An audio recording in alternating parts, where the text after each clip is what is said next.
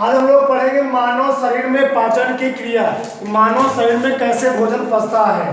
ठीक, तो मानव शरीर में जो पाचन क्रिया होती है वह दो रूपों में संपन्न होती है। पहला होता है, पहला भाग इसके होते हैं दो भाग। पहला भाग होता है आहार नाल, क्या होता है आहार नाल, और दूसरा भाग क्या होता है पाचक ग्रंथियां। ठीक, तो आहार नाल के होते हैं चार भाग, मुख्य रूप से होते हैं आहार नाल के चार भाग। पहला है मुख गुहा, क्या मुख गुहा, दूसरा क्या है ग्रास नली, और तीसरा क्या है आमाशय, और चौथा क्या है आंत। ठीक, तो हम लोग पढ़ते हैं पहला मुख गुहा, क्या पढ़ते हैं मुख गुहा। ठीक, तो जैसे हम लोग मुख को अपने भोजन में लेते हैं, मुख में क्या होता है, हमारे मुख में दो प्रकार के एंजाइम पाया जाता है। कौन कौन एंजाइम, टाइलिन और लाइसोजाइम। तो हमारे मुख में दो प्रकार के एंजाइम पाए जाते हैं, टाइलिन और लाइसोजाइम।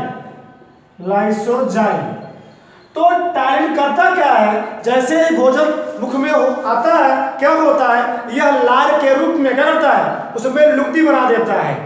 और लुगदी बना क्या होता है, वह भोजन जब भोजन हमारा लुगदी बन जाता है तो ग्रास नली में क्या होता है, क्रमाकुंचन क्रिया के द्वारा सरकता हुआ कहाँ पहुंच जाता है, हमारे पेट में, हमारे आमाशय में पहुंच जाता है। और लाइसोजाइम काम क्या होता है, जैसे हम लोग खाना खाते हैं या मार्केट कुछ चीज खा रहे हैं, ब्रेड खा रहे हैं, कोई चीज खाते हैं, क्या होता है उसमें मार्केट वाले बहुत दिन रखे सामान रखे होते हैं, उसमें क्या होते हैं बहुत सारे बैक्टीरिया होते हैं, या हम लोग दूषित पानी पीते हैं उसमें क्या होते हैं बहुत सारे बैक्टीरिया होते हैं। तो लाइसोजाइम काम होता है भोजन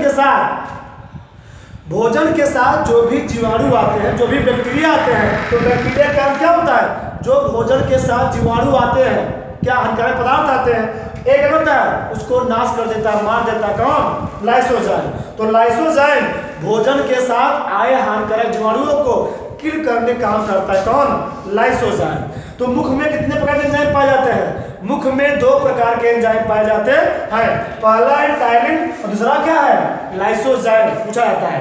ठीक, तो पूछता कि मनुष्य के शरीर में पाचन की क्रिया कहां से संपन्न होती है, कहां से शुरू होती है। तो मनुष्य के शरीर में पाचन क्रिया मुख से ही प्रारंभ होती है, मुख गुहा से ही प्रारंभ होती है। वही लिखा गया है कि पाचन की क्रिया मुख गुहा से प्रारंभ होती है, क्योंकि मुख में क्या पाया जाता है, टाइलिन और लाइसोजाइम एंजाइम पाया जाता है। फिर मुख के होते हैं दो पार्ट, दो भाग होते हैं। पहला होता है कंठ द्वार, क्या होता है कंठ द्वार, दूसरा होता है निगल द्वार। ठीक, हम लोग मुख में देखते हैं तो उसमें क्या होता है, दो नली होती है, एक नली गई होती है फेफड़ा की, क्या होती है, एक नली गई होती है फेफड़ा की तरफ, एक नली क्या होती है पेट की तरफ। तो जो कंठ द्वार होता है, कंठ द्वार से हम लोग सांस लेते हैं, हवा लेते हैं। कंठ द्वार से हम लोग क्या लेते हैं, हवा लेते हैं, सांस लेते हैं। और जो कंठ द्वार होता है, जो एक कंठ द्वार होता है, यह पीछे की ओर जा करके श्वास नली में खुलता है। कहाँ खुलता है, कंठ द्वार पीछे जा कहाँ खुलता है, श्वास नली में खुलता है। ठीक, आज क्या है निगल द्वार, क्या है निगल द्वार। तो निगल द्वार के माध्यम से हम लोग जो भोजन खाते हैं या करते हैं, क्या होता है, वह निगल द्वार के माध्यम से ग्रास नली में खुलता है। अर्थात निगल द्वार का पीछे वाला भाग कहाँ खुलता है, ग्रास नली खुलता है। कभी कभार होता क्या है, ठीक, तो कंठ द्वार काम क्या हुआ, हवा को लेना, और निगल द्वार काम क्या होता है, भोजन को ग्रहण करना। कोई का होता क्या है, हम लोग जब भोजन कर रहे होते हैं, ठीक, तो भोजन करते समय क्या होता है, हम लोग मान लो कोई कुछ चीज सोचने लगे, होता क्या उस कंडीशन में जो हमारा मस्तिष्क होता है, वो क्या होता है, अर्थात वो सोच नहीं पाता है कि भोजन कहाँ भेजा जाए, भोजन निगल द्वार में भेजे, कहाँ भेजे, कहाँ पर, कंठ द्वार में। तो होता क्या है, जब कभी भी भोजन का कण निगल द्वार में जाने के बजाय कंठ द्वार में चला जाता है तो हमको क्या लगता है, हिचकिया लगता है, क्या लगता है, हिचकिया लगता है। तो इसके अंदर क्या होता है, भोजन का कोई छोटा सा कण कहाँ जाकर फंस गया है, कंठ द्वार में। जब भोजन का कोई छोटा कण जब जाके कंठ द्वार में फंस जाता है तो हमको क्या लगता है, हिचकिया लगता है। तो हम लोग पानी पीते क्या होता है, ठीक हो जाता है। ठीक, तो निगल द्वार कहाँ जा खुलता है, ग्रास नली में। तो ग्रास नली में क्या होता है, ग्रास नली एक लंबी नली होती है, क्या होती है, एक लंबी नली होती है, पाइप होती है, ठीक। मुख गुहा से लार से सना भोजन निगल द्वार द्वारा ग्रास नली में पहुंचता है। कहां पहुंचता है, ग्रास नली में पहुंचता है। और ग्रास नली में होता क्या है, क्रमाकुंचन की क्रिया होता है। जैसे कोई सर्प किसी मेढक को खा लेता है, उसका शरीर क्या होता है, फूल जाता है, फिर पचक जाता है, फिर फूल जाता है, फिर पचक जाता है। उसी प्रकार से फूलते और पचकते हुए भोजन ग्रास नली क्या होता है, सरकते हुए कहाँ पहुंच जाता है, पेट में, हमारे स्टमक में पहुंच जाता है। वही कहा है, क्रमाकुंचन क्रिया के बाद भोजन सरकता हुआ कहाँ पहुंच जाता है, आमाशय में, स्टमक में पहुंच जाता है। फिर भोजन कहाँ पहुंच गया, आमाशय में पहुंच गया। अब जैसे ही भोजन आमाशय में पहुंचता है तो वहां पर बहुत सारी क्रियाएं होती हैं। तो हम लोग सोचते हैं आमाशय क्या है, पेट क्या है, स्टमक। तो स्टमक जो होता है, पेट जो होता है, यह मानव शरीर में उदर गुहा में बाईं ओर स्थित होता है। जो पेट होता है यह मानव शरीर में बाईं ओर होता है, स्थित होता है, ठीक। यह भोजन 4 घंटे तक रहता है। आमाशय भोजन कितने घंटे तक रहता है, आमाशय में भोजन 4 घंटे तक रहता है। और आमाशय में भोजन के पचने की क्रिया को हम कहते हैं कायम। क्या कहते हैं, कायम कहते हैं, ठीक। आमाशय होते हैं 3 पार्ट। कितने पार्ट होते हैं, ठीक। आमाशय होते हैं 3 पार्ट। पहला पार्ट होता है कार्डियक। क्या होता है, कार्डियक। दूसरा पार्ट क्या होता है, फंडिक। और तीसरा पार्ट क्या होता है, पाइलोरिक, ठीक। तो कार्डियक क्या होता है, कार्डियक एक मानव शरीर के भाग का एक ऐसा भाग है जहां से ग्रास नली कहाँ खुलती है, आमाशय में आके खुलती है। तो जो कार्डियक वाला भाग है यह आमाशय का अग्रभाग होता है। क्या होता है, आमाशय का अग्रभाग होता है, ठीक। यहीं पर क्या होता है, यहीं पर आके ग्रास नली खुलती है। और फंडिक वाला पार्ट जो होता है यह आमाशय के बीच वाला पार्ट होता है। ये आमाशय मान लिया है, ऐसा आमाशय से बना दिया, ये आमाशय। तो ए वाला पार्ट क्या हो गया, ए वाला पार्ट है कार्डियक का, ए वाला पार्ट क्या, बीच वाला फंडिक का। और नीचे वाला पार्ट जब जाके आमाशय क्या होता है, छोटी आंत में खुल जाता है, इधर जाता है, उसको हम लोग कहते हैं पाइलोरिक, पश्च भाग कहते हैं। तो आमाशय में होता क्या है, यहाँ पर पाई जाती है पाचक ग्रंथियां। क्या कहती हैं, पाचक ग्रंथियां, या हम लोग उसे कहते हैं जठर ग्रंथियां। और जठर ग्रंथियों से होता क्या है, आमाशय में यहाँ पर पाई जाती है जठर ग्रंथियां। और जठर ग्रंथियों से निकलता है जठर रस। क्या निकलता है, जठर रस। क्या निकलता है, जठर रस। और उस जठर रस में पाया जाता है HCl, हाइड्रोक्लोरिक अम्ल, ठीक। अम्लों का राजा किसे कहते हैं, हाइड्रोक्लोरिक अम्ल को। मानव शरीर में एक सबसे प्रबल अम्ल पाया जाता है, कौन पाता है, हाइड्रोक्लोरिक अम्ल। तो हाइड्रोक्लोरिक अम्ल का कार्य क्या होता है, ठीक। हाइड्रोक्लोरिक अम्ल का कार्य होता है, जैसे ही भोजन हमारे पेट में पहुंचता है तो हाइड्रोक्लोरिक अम्ल का कार्य होता है उस भोजन के साथ आए हानिकारक जीवाणु को मार देता है। जो लाइसोजाइम नहीं मार पाता है, ठीक, वो मारने का काम कौन करता है, हाइड्रोक्लोरिक अम्ल। जैसे ही भोजन पेट में पहुंचता है तो हाइड्रोक्लोरिक अम्ल एक्टिव होकर के भोजन के साथ जो जीवाणु आए होते हैं उनको मारने का काम करता है, ठीक। तो कौन मारने का काम करता है, हाइड्रोक्लोरिक अम्ल। और साथ साथ एक अम्ल निकालता है, हाइड्रोक्लोरिक अम्ल निकालता है, ठीक। अब क्या हुआ, फिर भोजन क्या होता है, आगे छोटे को प्रवेश करता है। इसमें आमाशय में कुछ एंजाइम पाए जाते हैं, जैसे पेप्सिन। क्या पाया था, पहला एंजाइम क्या है, पेप्सिन। तो पेप्सिन का काम क्या होता है, पेप्सिन प्रोटीन को पेप्टोन में चेंज कर देता है। पेप्सिन का काम क्या होता है, पेप्सिन हमारे शरीर में जो प्रोटीन आता है, पेट में जो प्रोटीन आता है उस प्रोटीन को पेप्टोन में बदल देता है, परिवर्तित कर देता है। और रेनिन कहाँ पाता है, दूध में। कहाँ पाता है, मिल्क में पाया जाता है। तो दूध की केसीन प्रोटीन को पचाने में कौन सहायता करता है, रेनिन। तो रेनिन क्या करता है, रेनिन दूध की केसीन प्रोटीन को क्या करता है, पचा देता है पेट में। आगे म्यूसिन का क्या होता है, अगर पेट में, अगर आमाशय में हाइड्रोक्लोरिक अम्ल का इफेक्ट ज्यादा बढ़ जाता है, हाइड्रोक्लोरिक अम्ल का इफेक्ट ज्यादा बढ़ जाता है, तो इस म्यूसिन द्वारा क्या किया जाता है, म्यूसिन द्वारा उस हाइड्रोक्लोरिक अम्ल के प्रभाव को कम कर दिया जाता है। ठीक, अगर किसी कारण से इसका प्रभाव बढ़ जाएगा तो क्या होगा, हमारे पेट में अम्लता बढ़ जाती है। तो हमारा पेट क्या होता है, हमारा पेट क्या जलने लगता है, जलन हो रहा है पेट में। ठीक, तो क्या करता है, यह म्यूसिन उस अम्लता को कम करने काम करता है, उसके प्रभाव को कम कर देता है, हाइड्रोक्लोरिक अम्ल के प्रभाव को कम कर देता है। कौन, म्यूसिन। फिर क्या होता है, भोजन कहाँ पहुंच गया, आमाशय के बाद आंत में पहुंचता है। आंत में पहले किस में पहुंचेगा, छोटी आंत में, छोटी आंत में। स्मॉल इंटेस्टाइन कहाँ पहुंचता है भोजन, स्मॉल इंटेस्टाइन पहुंचता है। ठीक, कहा देगा आपको उल्टा सीधा, क्या देखो आगे। तो भोजन कहाँ पहुंच गया, छोटी आंत में, स्मॉल इंटेस्टाइन में। तो जब भोजन छोटी आंत में पहुंचता है तो भोजन के पाचन की संपूर्ण क्रिया, भोजन के पाचन की संपूर्ण क्रिया छोटी आंत में क्या होती है, संपन्न होती है। क्योंकि यहाँ पर पाए जाते हैं रसांकुर, अंगुली नुमा क्या पाते हैं, रसांकुर पाए जाते हैं, रसांकुर। तो जैसे ही यहाँ पर भोजन पहुंचता है, यहाँ पर भोजन पहुंचता है, वह रसांकुर कौन, अंगुली नुमा पदार्थ, अंगुली नुमा जो पदार्थ है वो क्या करते हैं, उस भोजन में से जो विटामिन है, जो प्रोटीन है, ये अंगुली नुमा जो उसमें फसना पाई जाती है छोटी आंत में, उस अंगुली नुमा स्ट्रक्चर द्वारा भोजन में जो प्रोटीन होते हैं, जो विटामिन होते हैं, उसको एब्जॉर्ब कर लिया जाता है, उसका अवशोषण कर लिया जाता है। और शोषण करने के बाद उस प्रोटीन और एंजाइम का, प्रोटीन और विटामिन का हमारे शरीर की प्रत्येक कोशिका में क्या किया जाता है, पहुंचा दिया जाता है। ठीक, तो वही कहा है, पाचन की क्रिया, पाचन की संपूर्ण क्रिया छोटी आंत में क्या होती है, संपन्न होती है।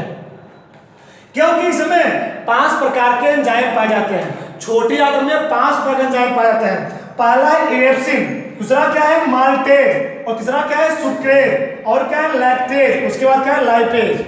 तो यदि किसी पदार्थ में, जैसे हम माल्टेज, अगर माल्टेज में हम ओ लगा दें हो जाएगा माल्टोज, अगर सुक्रेज में हम ओ लगा दें हो जाएगा सुक्रोज। ये सब होते हैं कार्बोहाइड्रेट। अगर ओ लगा होता है सुक्रोज, माल्टोज, लैक्टोज, ये सब क्या होते हैं, ये सब होते हैं कार्बोहाइड्रेट।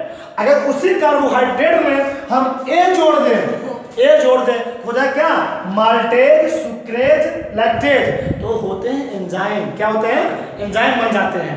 ठीक, तो इसमें 5 प्रकार के एंजाइम पाए जाते हैं। कौन कौन से, इरेप्सिन, माल्टेज, सुक्रेज और लैक्टेज। ठीक, और कौन, लाइपेज। 5 प्रकार के एंजाइम पाए जाते हैं।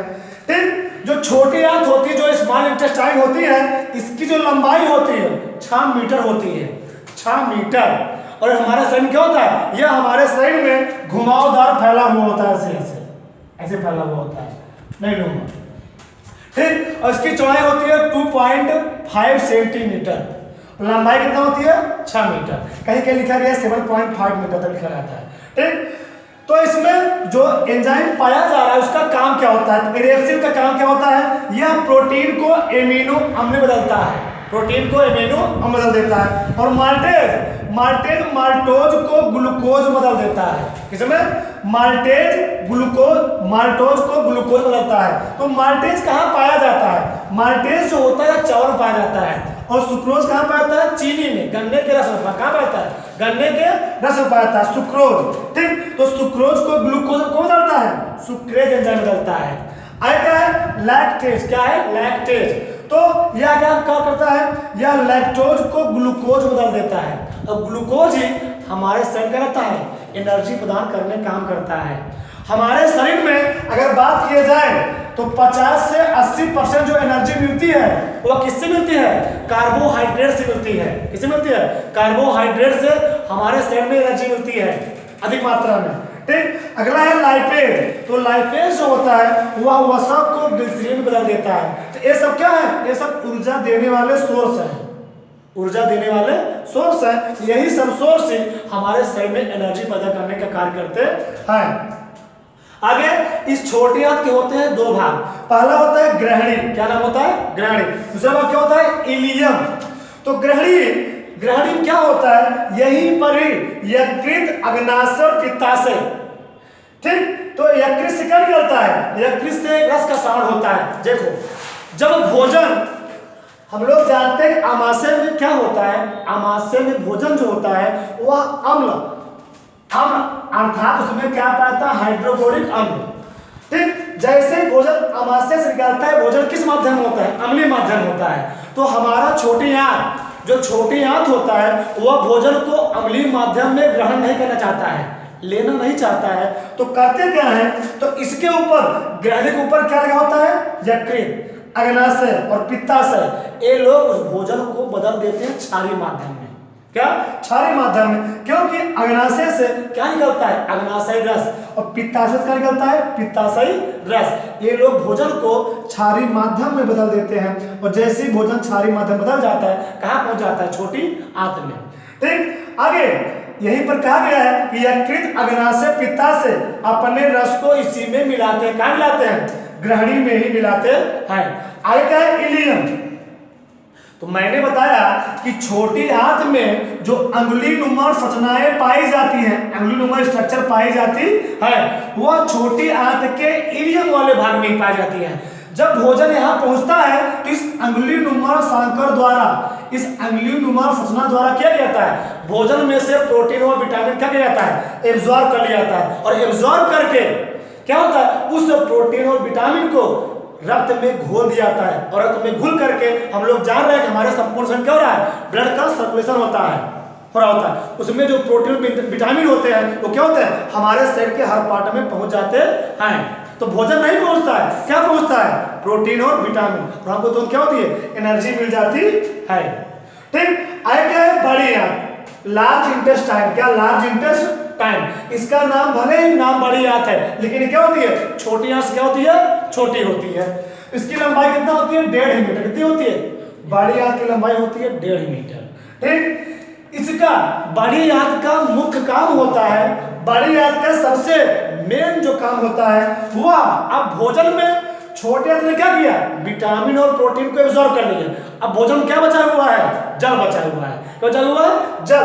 उस भोजन में से जल को एब्जॉर्ब करने का काम कौन करता है, बड़ी आंत। तो बड़ी आंत काम क्या होता है, भोजन में जो जल बचा होता है उस जल को एब्जॉर्ब कर लेता है, और जल को एब्जॉर्ब कर कहाँ भेज देता है, किडनी के पास। ठीक, अब इस बड़ी आंत के भी 3 पार्ट होते हैं। पहला पार्ट होता है सीकम, दूसरा क्या होता है, बृहदान्त्र, इसे हम लोग कहते हैं कोलोन, और तीसरा क्या होता है, मलाशय। क्या होता है, मलाशय। तो सीकम वाला जो पार्ट होता है, ये पार्ट ही छोटी आंत और बड़ी आंत को जोड़ने का काम करता है। अर्थात पूछता है कि छोटी आंत और बड़ी आंत कहाँ किस द्वारा जुड़े होते हैं, सीकम के द्वारा ही जुड़े हुए होते हैं। आगे, अगर किसी व्यक्ति के पेट में दर्द हो रहा है या भूख नहीं लग रहा है, ये सब क्रियाएं कहाँ को भास होती हैं, सीकम में। कहाँ, बड़ी आंत के सीकम से हमको मालूम चलता है हमारे पेट में क्या हो रहा है, दर्द हो रहा है, भूख नहीं लग रहा है। ठीक, और किसी व्यक्ति के पेट में कहाँ पर, छोटी आंत, कहाँ, बड़ी आंत, कहाँ पर, बड़ी आंत में। पथरी कहाँ बनता है, बड़ी आंत में। ये क्या होता है, कैल्शियम ऑक्सलेट होता है। छोटे छोटे क्या होते हैं, स्टोन होते हैं, पत्थर। जैसे हम लोग भोजन करते हैं, क्या होता है, छोटे छोटे पत्थर क्या होते हैं, हमारे इस बड़ी आंत के सीकम वाले पार्ट में क्या होते हैं, इकट्ठा होते आते हैं, एकत्रित होते आते हैं। ये क्या होते हैं, कुछ समय बाद क्या होते हैं, एक बड़ी संरचना बना लेते हैं, उसे हम लोग कहते हैं कैल्शियम ऑक्सलेट। ठीक, तो पथरी बनना क्या होता है, वो पथरी कहाँ बनता है, सीकम बनता है। आए क्या है, बृहदान्त्र कोलोन, इसमें क्या होता है, विटामिन एवं एमिनो अम्ल का संश्लेषण कहाँ होता है, कोलोन में ही होता है। कहाँ पर, कोलोन में ही होता है। ठीक, आगे मलाशय। तो मलाशय क्या होता है, हमारा जब भोजन पच जाता है क्या होता है, बाहर निकल जाता है एनम से। फिर क्या होता है, पूछता है कि मलाशय में दुर्गंध, जो मल होता है, मल में दुर्गंध किसके कारण होता है, तो इस कैटोल और इंडोल के कारण मल से क्या आता है, दुर्गंध आता है। ठीक, आगे, मानव जो नाखून होता है वह अल्फा केराटिन से बना होता है। पूछा जाता है कि मानव का नाखून किसका बना होता है, तो अल्फा केराटिन का बना होता है। जय हिंद।